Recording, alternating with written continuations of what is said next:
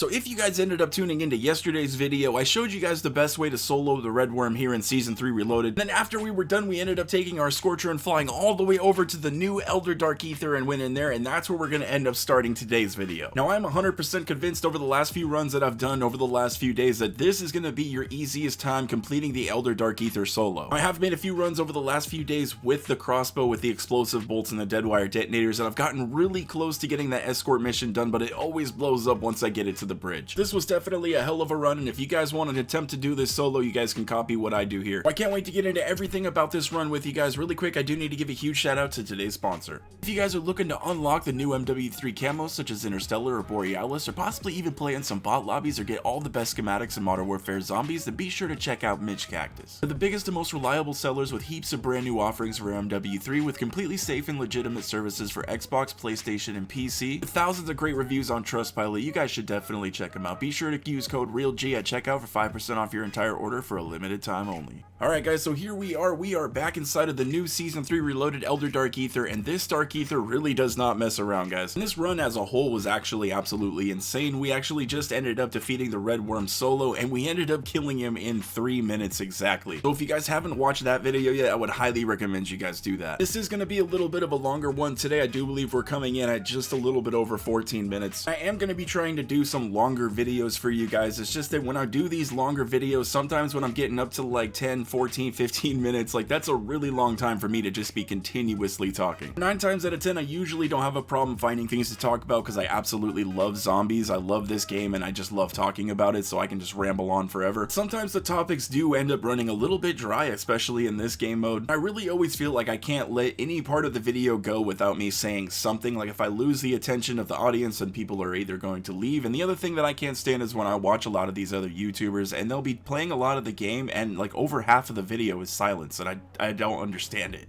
I don't know, but a lot of them still seem to do okay though, so maybe it's just like my self-conscious talking to me. I do usually try to cram as much informative information into my content as I possibly can. I do definitely know that is what the majority of people are here for, but sometimes you will catch me on random videos where I'm just gonna ramble to you guys and go off about different things or tell you guys stories, especially if we're sitting on a video where we got damn near 15 minutes to fill. Don't worry, the main focus will be definitely on the gameplay, and I will still be throwing you guys tips and tricks or whenever I can. Like starting off here, one of the number one things that I can tell you guys to do if you're going to be coming into this Dark Aether and trying to attempt it solo is to duplicate the hell out of your decoys before you bring them in here, and make sure you got a large rucksack that's almost completely full of them. There's 2 contracts in here where those are really going to come in handy, and actually this first one threw me kind of off, and that's going to be during the HVT. Those decoys are going to help you out a lot. You're going to have a shitload of zombies around you. And I noticed I actually used up quite a few of my decoys when I was trying to take care of this Mega Abomination here. And then even after we got the Mega Abomination dealt with, it was a huge pain in the ass just trying to get my stuff out of the rift. Actually ended up going down twice, so I ended up popping my dog bone. I was like, hell no, I am not dying in here. Luckily we did end up getting another self-res out of this rift. Now on my couple attempts that I tried doing this with the crossbow with the dead wire detonators, both contracts for the HVT and for the Outlast contract actually went really smoothly. It's just getting that damn escort mission all the way done without it blowing up is extremely difficult. Thought about putting out the video for the crossbow, but nah, just failing the Elder Dark Aether without getting that last contract done just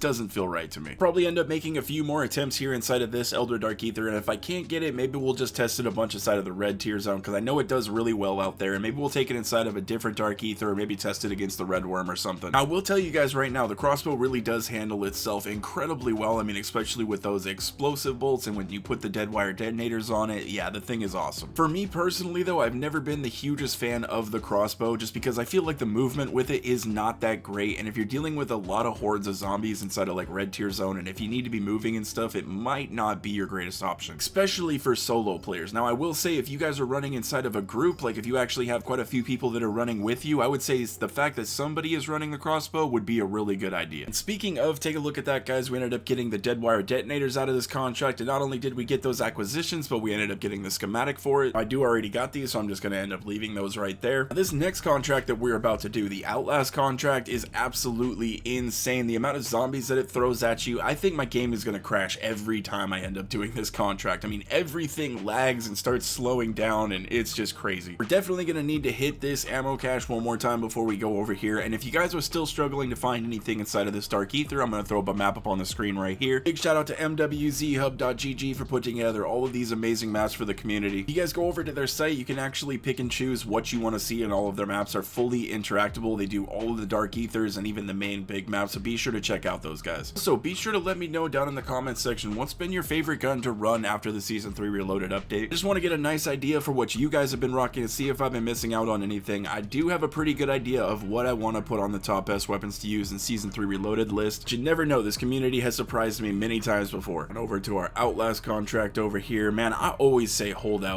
I played Outbreak so much back in the day, I'm so used to calling these contracts holdout, but it's about to get absolutely crazy in here, and you guys are gonna see why I brought in all them damn decoys. Now, I do have to say, out of the quite a few times that I have made runs in here, I think that the loot could be ever so slightly better. What do you guys think? I feel like out of every rift, I'm either just getting like one of those acquisitions and like one of those schematics. Really could be a little bit better, and I would like to see a few of those previous acquisitions from the other dark ethers in here. I think that would make it a little bit more worth it, kind of like what they did with the Season 2 Reloaded one. What's been your guys' favorite dark ether so far? I would have to say mine is probably definitely the first one, just because I feel like there is the most to do inside of that dark ether. Not only do we have those contracts, we got the locked rooms, we have the stronghold that's underneath the fortress, plus just all of the acquisitions that we get out of that one are absolutely just top tier. The only one that really isn't the greatest is the dog bone, and even like back then the dog used to be so good, and just now he kind of sucks. But those golden armor plates and the ether blade definitely make it like 100% worth it. Those items are just amazing. Definitely some of the best classified acquisitions that you can get in this game. Now, if they were to just switch out the dog bone for like the mega holding, it would be, oh my god. Now that would have been like the absolute perfect dark ether. But yeah, I definitely gotta say, I think the first dark ether is probably my favorite, not just because of like the contracts and the loot that you can get out of there, but also just from the difficulty level that that dark ether provides, like especially with that escort contract, and you got those mega abominations chasing after you. Like, yeah, that's definitely really hard. I do gotta say, this new dark ether definitely does give it a run for its money. I mean, especially throughout all of the contracts, just because of the amount of zombies that this dark ether decides to throw at you is absolutely crazy. If you don't have something that's going to be making movement and traversal a little bit better, you're going to be having a little bit of a difficult time in here. So having that Scorcher is definitely going to make things a lot easier on you, and believe it or not, having the VR11 actually helps out a lot too, just because of that speed boost that you get while running. But speaking of speed boost, after you activate each one of these contracts in here, they're going to be giving you a special ability as long as you pick up the item. Once you gather up all three, you're practically like a superhero, which will end up making things quite a bit easier in here. But like Han Solo said, just don't get too cocky. You guys can see my ass ended up going down here again. I always tell you guys, especially if you plan on attempting this solo, bring in a few self revives, because you never know what's gonna happen. The loot out of this contract really was not that bad at all. We ended up getting a legendary ether tool, plus we got another dead wire detonators. I'll take those. I need to eventually stop grabbing these damn legendary ether tools. I think I have 15 of these in my stash right now. Yeah, I kind of think I'm sitting on enough of these things for a little while. What's your guys' take on the Easter egg that's in the red tier zone right now that allows us to get up to 3 legendary ether tools and 3 flawless crystals every game? For me personally, I like the fact that it's in there, and I've liked the fact that I've been able to farm up a bunch of these things, and it's been fun. It is something I don't think should probably remain in the game forever, just because it does take away the rarity of these things quite a bit. Legendary ether tool and the flawless crystal, they used to be the two most like rarest things in this game that you could find or that you would get. Now I've got these things in an absolute abundance, and whenever I see them pop up in contracts, I'm just like, whatever. Right now I would say all of the classified acquisitions are probably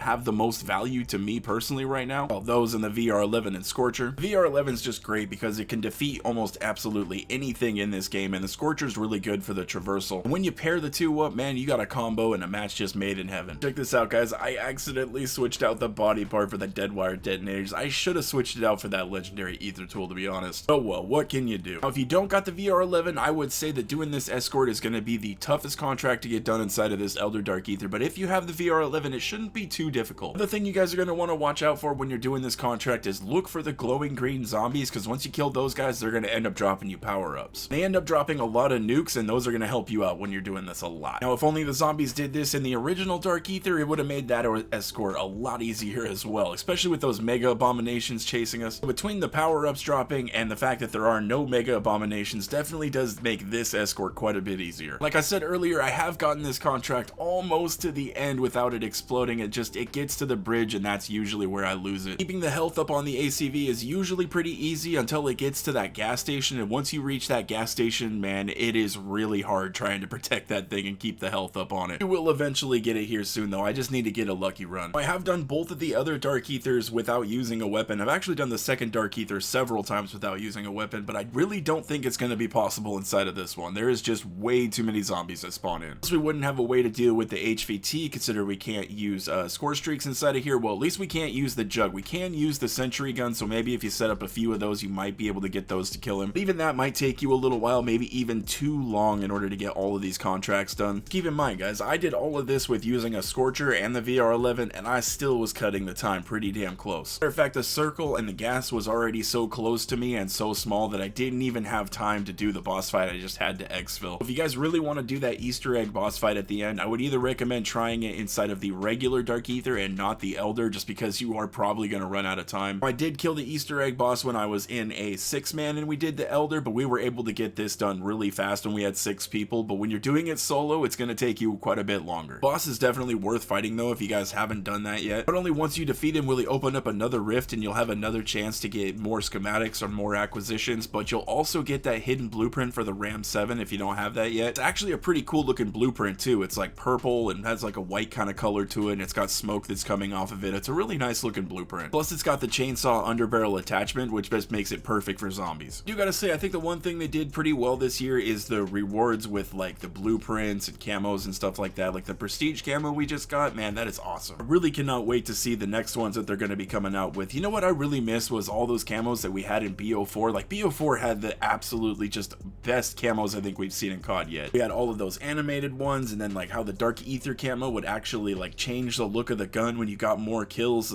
Man, that was absolutely awesome. I wish that they would go back to that. Cold War actually had some really nice looking blueprints in it as well, but man, BO4 was just top tier. One thing BO4 definitely had above these games is that the fact that we could earn most of all those camos, not just pull out our wallet for them. I think it's cool we're finally seeing some nice camos added back into Call of Duty, at least earnable ones that we can complete by doing challenges and stuff like that. Having like just the 2 mastery camos is cool, and I always love going for the mastery camos, but give us a bunch of other camos too that we can grind for. I would really love for them to take this idea of prestiging camos and take it over into the next Black Ops game that we're about to get, and just imagine if by playing zombies for long enough, keep prestiging the certain weapons that you use the most and unlock just some really cool camos on top of all the regular base camo challenges that you're doing to get the mastery camo. I don't know about you guys, but I am so excited and ready for the new Black Ops. I am definitely more than ready to have some round-based zombies back and have another version of open world zombies. Even if it is just Modern Warfare zombies with a different operation, I would be really happy with that. I have seen a lot of the comments from you guys saying that you actually really do enjoy this version of zombies and really hope that it doesn't go away. I've even seen comments from people who are saying that they didn't really enjoy Outbreak very much, but they tried out Modern Warfare Zombies and they really like this game mode. Over the last quite a few months, I've kind of fallen in love with this game mode too, so I'm right there with you guys. For me personally, just like I've seen a few of you, I actually do like Modern Warfare Zombies a little bit more than I liked Outbreak. It's because I like the overall gameplay loop of Modern Warfare 3 Zombies more than I liked Outbreak's. One thing that I think Outbreak did have going for it over Modern Warfare Zombies is just the fact that the Easter eggs and the bosses in Outbreak I think were quite a bit better than Modern Warfare 3. So I think if they could just up their game up in that field just a little bit, man, it'd just be an absolute banger of a game mode. I'm sure some of you guys have been around long enough to see this, but I know a lot of you guys haven't, but I used to make a lot of round-based zombies content. I do love round-based zombies content, but I do end up hitting a brick wall with it after a little while. Whenever we get a new round-based zombie mode or a new map or whatever it is, usually whenever we get the content, it's like, okay, complete the Easter egg, do the Easter egg guide, do a guide on like how to get wonder weapons and stuff like that, make like a round 100 video, possibly do like a first room challenge or something like that, and then usually after that, it's kind of like you're sitting there going, okay, what else do I make content on in here now? Where with Modern Warfare Zombies and even Outbreak to a small extent, I've been able to just absolutely farm the content from these game modes. I feel like there's usually always something fresh and new to talk about, or something interesting, a gun guide that we can go over, or different strategies to doing different things. Don't get me wrong, I absolutely love round-based zombies and I cannot wait to dive into content with you guys on that. My content for round-based zombies has always done decently well. That's actually kind of where I got my start here on YouTube, but I cannot deny the fact that both open world zombies modes we had with Outbreak and with Modern Warfare 3 Zombies, both of these game modes have done better for my channel than anything else has. But in the long run, I'm honestly just grateful that I can call myself a zombies creator. Just the fact that I'm able to do what I love for a living now just absolutely blows my mind. If you would have told me even a year ago that this is where I'd be sitting now, I probably would have told you you're a liar. So for that, I am more than forever grateful. You guys, honestly, everybody that has supported the channel, you guys mean more to me than you will ever know. I went from absolutely absolutely struggling to pay my bills from month to month, and sometimes even wondering if I was going to have enough money to eat the next day, to having absolutely all of my bills taken care of and a little bit of money in the bank and actually feeling alright. So I honestly really have you guys to thank for that. Here we are at our exfil, and I do believe that is going to be about it, guys. Again, thank you all very much for checking out the video. If you guys enjoyed it, or if you found it all informative, or hell, if you just enjoyed listening to me ramble for 15 minutes, smack the hell out of that like button and subscribe to the channel. I would greatly appreciate it, guys. And thank you guys all so much. I hope you have a wonderful rest of your day, and I will catch you in the next one.